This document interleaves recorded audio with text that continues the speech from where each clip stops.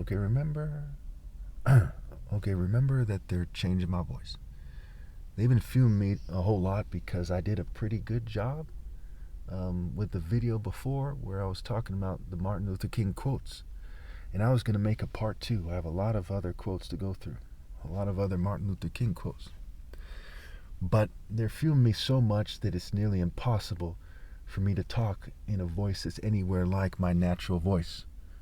Quite often they try to make it so I sound gay or manic, or they try to make it so I sound all sorts of different ways. So because they've keeping me from making the video that I was going to make, I'm going to have to delay that. And I already had to delay it a whole day, okay, because of the fumes and poisons. Now I'm going to have to delay it more, possibly until tomorrow or the next day, which is outrageous. Therefore, I'm going to make a video about the types of people who give these orders. Okay, so I actually made a different video, and this is after the intro. Okay, let's start it in here. Okay, so I actually made this video before, but they provoked me using technology and fumes and poisons, and I started to, have an angry exchange with them, to make a long story short. So I'm going to make this video again. So this is the type of topic that they can't refrain themselves in regards to. Okay, they can't discipline themselves. They refuse to be disciplined and mature about. They don't want people to know that everyone else is not qualified to rule over people, especially attractive females. When it comes to attractive females, guys, especially in American culture, especially in white and Jewish and LGBT American culture, okay, but it's also all the other cultures as well, but in certain cultures are more pronounced in popular culture and otherwise here in America. No offense to anybody. They cannot handle it for the life of them. They say, whoa, dude, that's a hot chick. And they start acting like, the wolf in the cartoon when it sees Jessica Rabbit or something, howling and pounding on the table, and so to speak, right? They act like complete immature perverts. And what they've done here in America, quite often they try to put it on the minorities. Now, minorities, everyone here, when it comes to women, like almost everybody here is very immature and very undisciplined, okay? Now, you might be fooled when you see people walking down the street, but they're not disciplined enough to be men. Quite often they're very immature. So lots of them are very immature. Almost all of them are undisciplined when it comes to females and social relations and race relations and the social order and so on and so forth. Okay, the social order here is a sick joke. We see it in politics as well, where even on the left, which is the more reasonable party of the two major parties, they don't have strong leadership. They don't have a strong central committee. They don't present a strong plan for this country. Nothing. Just disorder and failure. Okay. And so when we see these military people on the screen, okay, which actually became a point of contention, a point of aggravation, a point of intense disagreement in the video I made before this, that I'm going to upload, but I'm going to keep it on private perhaps, or I'm going to unlist it because I kind of pushed the limits of the YouTube rules. It was partially over these guys on the screen, okay? They were at Trump's speech to Congress the other day. I saw this video about Trump's speech to Congress yesterday, and they look very upset, right? Part of it might be the situation in Ukraine. America's kind of going back and forth on it. First, they're supporting Ukraine. Trump gets elected. He kind of argues with the president, and they take a weak stance, and so on and so forth. But they look like the typical military generals. Granted, their job is hard, it's stressful, what have you. But these tend to be guys who are bad guys, like politicians. There's a thin line between politicians and military generals. Okay, and right now the people running the SOP are trying to make it so I look bad, and they're trying to make these generals look good. Okay, these are mere military generals. It's like trying to make, a janitor or a plumber or a construction worker look good. There's something to be said about their job to some degree, but there's only so good you can make them look because of the nature of their job. So it's who are you as a person? Now, who are you a person when you join the military to the point where you're a general? You're a bad person. And look at them carefully. It's a mix between guilt and pure evil that we see. Is not the case. And in the midst of that, there's a speck of, hey, maybe this guy played basketball when he's younger, played football. There's some kind of, you might say, camaraderie. There's a speck of something else, but mostly what we see is evil. And that's a result of the failure of the population of America, a failure of the government, a failure of the cultures, a failure of the churches, and on and on and on. Okay? And that same failure is embodied in the next picture I'm going to have on the screen, right? Where you see the pictures of the females, okay? And you see one of them was from a video that, if I'm not mistaken, it says the phrase dumb bitch under it, okay? And the person is this white chick standing next to this black chick, and supposedly they're saying to an autistic female that she's a dumb bitch. She's not that smart, she's a dumb bitch. And notice that the females saying it are typical of what Americans would call a bitch, right? It's a dumb high school bitch, cheerleader bitch, social norm, groupie ass, funny style, scatterbrained bitch, right? And so as we look at it, we say those females are raised wrong. Their communities failed them. Their churches failed them. Almost certainly they go to church. Their parents drag them to church. There's a good chance. Okay? Their families failed them. Their friends failed them. Their teachers, their counselors, their principal, you name it. They failed them. Their grandparents failed them. The males in their family failed them. Everyone around them failed them. It takes a village to raise a child, and we see dumb bitches, male and female, everywhere these days. Failure, catastrophic failure. And so when we say, okay, who should put them in line, right? Who should make them, get them to do the right thing? Well, we can't say anyone in a white culture or Jewish culture. You honestly think a rabbi should try to help them? There's only so much they could do. That's not who they are. You may as well be saying a newborn baby, right? They're not that masculine. They're not that manly. They're not that serious. They're just a goofy, quite often goofy rabbi. Again, no offense to anybody. These are the facts here. Jewish people should want this to be said, not want this to be suppressed, because it's true. And our culture, not culture, I'm not in the same culture as you people. The country's cultures, other than mine, because my culture is universal, pinpoint, and moral precision. Okay? They're abominations. They need lots of help, and they need strong, masculine, and moral leadership. And in the churches, typically, just like the government, right? It's like a propaganda show. Okay, the theater of war, the theater of the churches. And we see this catastrophic failure of the churches to get the churches in line. For example, let's say that the child molestation was magically just Catholics. It's not. Let's say it was. Protestants have vested interest with them to get their act together because it makes all Christians and everyone in the church with a cross on it look bad, right? Guilty by association. But they don't do that. You see what I'm saying? They don't have any sound plan to reduce sexual immorality because it's part of their culture. If you look at it in terms of neo-colonialism, you understand a lot more. There's a thin line between an English redcoat soldier and people in the churches, the church staff. There's a thin line between that English redcoat soldier and, the military officers in the military and other social controllers, the police and counselors and teachers at school. It's that kind of Western spirit of oppression and ruthlessness, okay? You also see, kind of nerds. Their response, you see some people responding as rock and roll people, skaters, goths, jocks, and some people respond as nerds. And some of these nerds are cool. They're coolish, right? At least coolish. But none of these groups I named are qualified to exert authority over a woman, even as a husband. That's part of why their marriage is invalid. Because they're not in the divine order, and they're not pointing to universal pinpoint and moral precision. They're not saying, hey, honey, we're going to be morally precise, even if it kills us. And that's what it means to man up, right? Ver in virtue means man.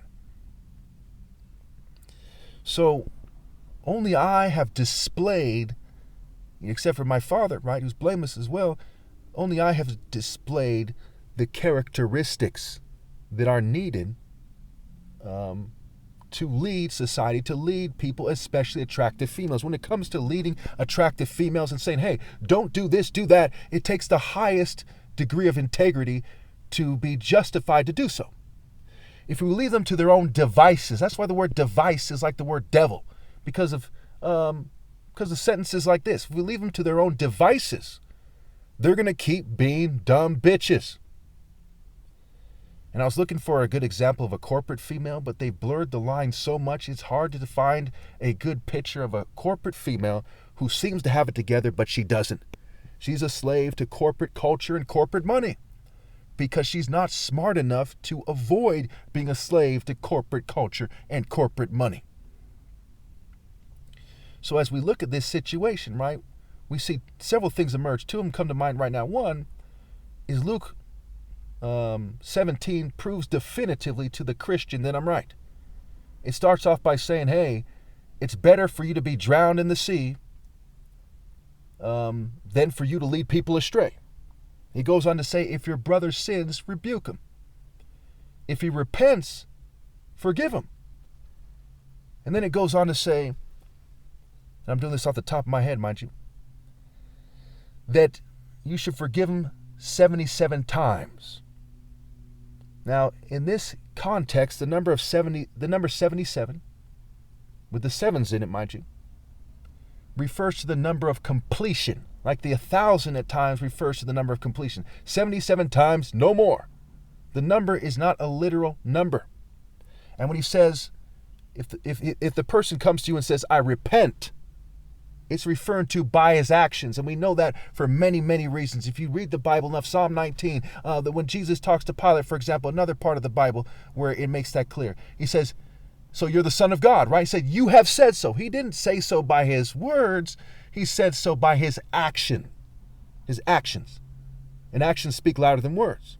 So if your brother comes to you and says by his actions that he's actually repents, and he has a way to make amends, right? That is implicit. Then you forgive him. For example, if somebody is cooking in hell, it's judgment day, and the person's like, oh my gosh, now that I realize it's real, okay, and I'm not just being, and I failed to be good for goodness sake, but now that I know for sure that this judgment is upon me, and that person magically feels bad, he has no way to make amends. Or after my flesh dies and everyone around is evil, no one's in the Spirit of God anymore anyway. How can he make amends? Make amends to who?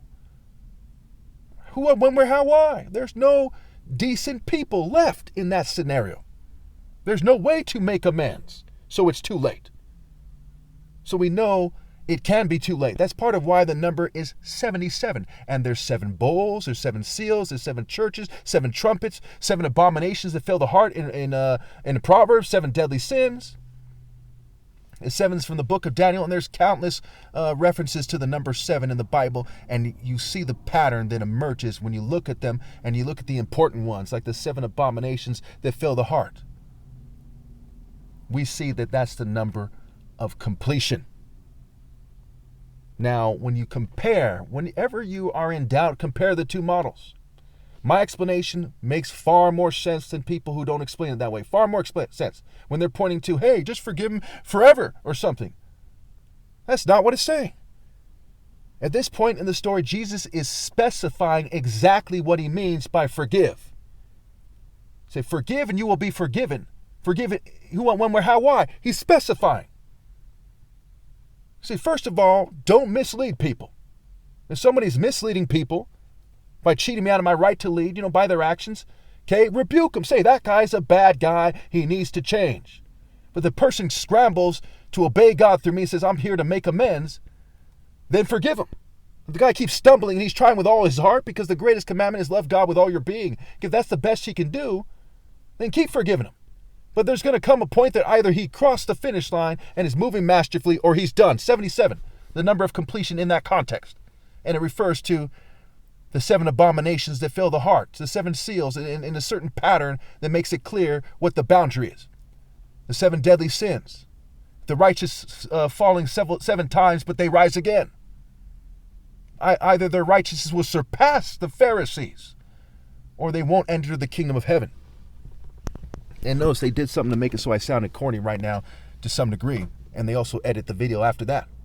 Okay? That's part of why. You can't just be in the spirit of those who in a calculated manner cheat Jesus, and in the spirit of those who are yoked to them, which is basically the same spirit because it's yoked, and then say, everything's hunky-dory or something. As they say. It ain't all good. You have to eventually overcome that and cross the finish line in time, or you're done. So I'm right to not turn the other cheek, so to speak. Again, going back to context. I talk about this quite a bit in my videos over the years because it's really like a pet peeve of mine that people don't understand this. Did David turn the other cheek for Goliath? No. Did God punish him? No. Was it because his heart was callous or something? No. Does God punish the angels for punishing the people in Revelation? No. Does God punish Jesus for separating the sheep from the goats? No. So turning the other cheek is who, what, when, where, how, why, just like forgiveness. It is referring to forgiveness, right? So therefore, we must conclusively and decisively come to the conclusion that I'm doing the right thing by pointing out that these people are insufficient, by pointing out that I do not forgive anyone who does not obey God through me, except for my parents who are blameless. And there's something to be said about my brothers because they're my parents' children who they have pleaded with me to forgive in their own way. And my little brother, especially, very diplomatic, very thoughtful person. My older brother, something to be said about him as well, be a little more argumentative, a little more rough around the edges, what have you. I judge it case by case. It's not because my little brother was more fair to me in life, but that factors in. It's his spirit, his soul is more fair in general than my older brother's is. Did I describe it the way that I do? Okay. So as we look at these females, are they better off being led by someone who's not stuttering on their speech because they're a bootlicking fucking coward, acting like a psychopath, like someone in the military? Again, I'm not trying to bash people in the military here, but this is important that as I make my rounds and say police, military, jock, nerd, this, that, and the other thing, that I touch on them. I can't avoid them, especially because they're involved in the operation against me, and there's dickheads saying, don't talk about them, or there's going to be consequences. Then I have to talk about them more. I'm Jesus. You're just PSYOP personnel. And your bosses are just corrupt worms. They come and go. Every generation is the grains of sand on the beach. Dime a fucking dozen. Commoners. Another word for a peasant is a commoner. And when you're the son of God and you're looking at the masses of people, you see common, rich bitch that think they're important, common government personnel that think they're important, unimpressive scum. There's no other way to look at it. So who should lead a scatterbrained bitch? A psychopath general in the military? No. A corrupt politician? No. Someone dumb enough to yoke themselves to a church? Hell no. Their airhead parents that fucking fucked up the whole way? No. A jock, an emo, a goth, a rocker, a thug with no higher cause? No. Anyone else whatsoever? No. And if you don't get that from this video, you are fucking retarded. When you say, dude, no one does it that way, dude. Look, I'm Jesus. No shit, they don't do it that way. Because they're mere earth-hugging puss. And I'm the son of God. What don't you get? Dude,